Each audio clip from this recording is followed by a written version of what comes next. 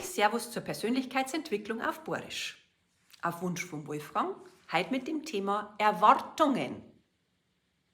Erwartungen und Vorstellungen sind die Fesseln unseres Erlebens, sagt der Markus Heim.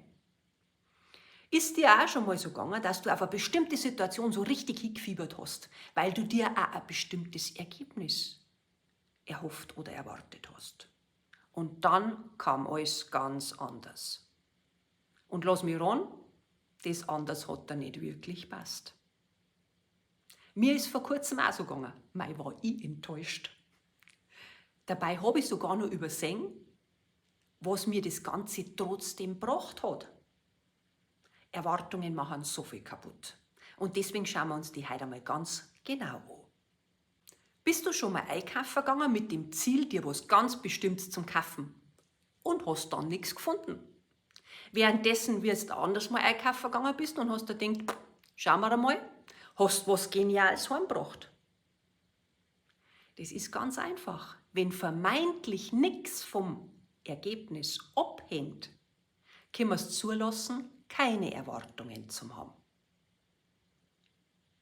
Jetzt stell dir mal vor, du gehst in ein Geschäft rein und da ist nur das drin, was du schon mal gekauft hast. Das war fad, oder? Klar, weil du nichts Neues mehr siehst. Du möchtest ja irgendwo reingehen, weil du was Neues sehen willst, was Neues erleben willst, weil du dich inspirieren lassen möchtest.